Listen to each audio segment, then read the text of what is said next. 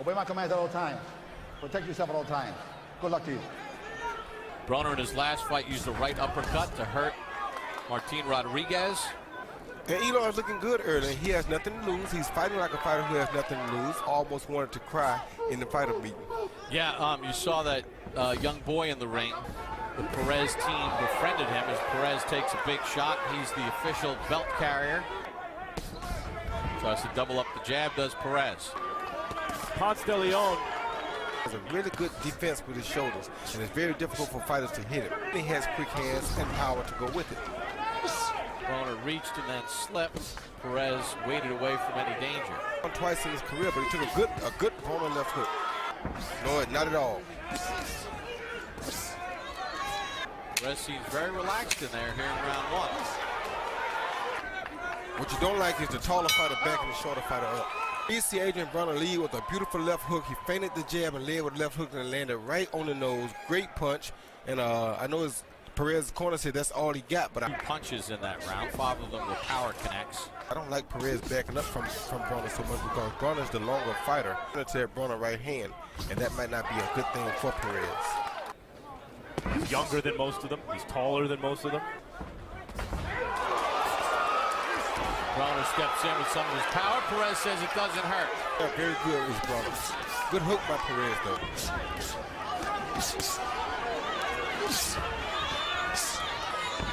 Perez fights out of the corner. Gets away from some danger, trying to lob that right over the top and shake free of the clinching from Broner. A little bit of the experience factor. When a guy has been in this situation, he's always relaxed, even though it's not in his control completely right now. Not totally controlled yet because he hasn't broken too much in front of Broner, where Broner's able to get that jab and get the range going. Yes, he is at all times, mentally and physically. As you see, Eloy starting to breathe hard, to give it all he has. He'll take a lot away from this fight either way it comes out. Learning curve in terms of Broner's boxing skills. Well, they trade big shots. Broner's had a better effect. Perez hurt on a right to the ear. Trying to fight his way out at the end of round 2. Here you see Broner on the attack. He lands a right hand to the high on the cheekbone, followed by another right hand over the top of the head. This kid Perez is showing good defense. He landed that right hand on top of the head. 48% as he was accurate, and he hurt Perez as we begin round 3. Gotta love the effort by Perez. He also landed a big left hook late in that round. That round because he felt Broner was rushing things. That's right. You know, Perez talked about he was better with his feet. He's not really using his feet right now. Not at all, because they found out that, like I was saying earlier, Broner is not as bad with his feet as they think he is. But he can move them. That's exactly right. That hurt. Left hand hurt. Perez pointing to the back of his head, but I think it hit him pretty flush.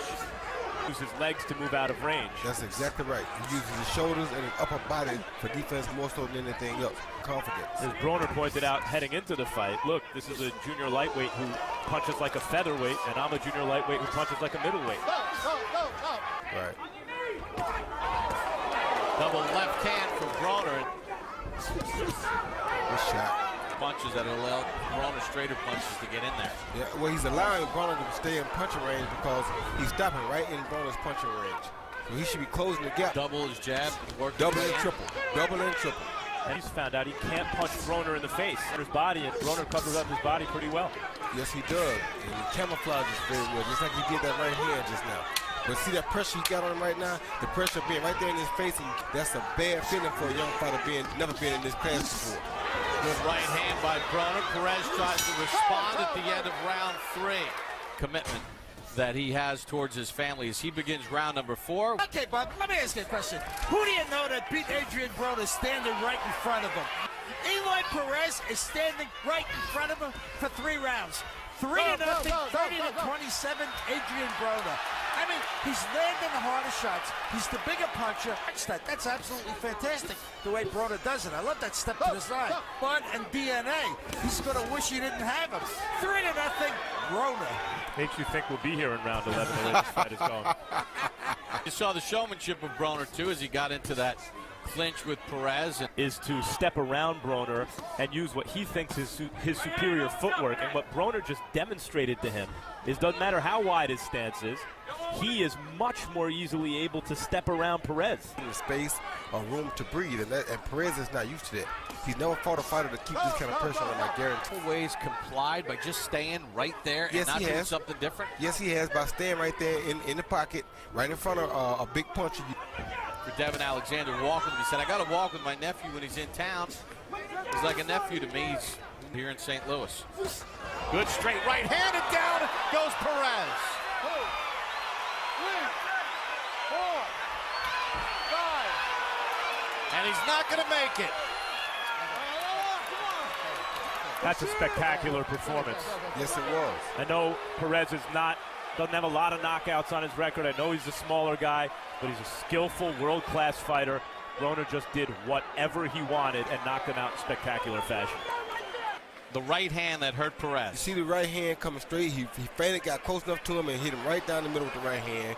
You couldn't ask for a cleaner right hand. He had just feinted him and got that close with it right before that, and that's when I saw it coming.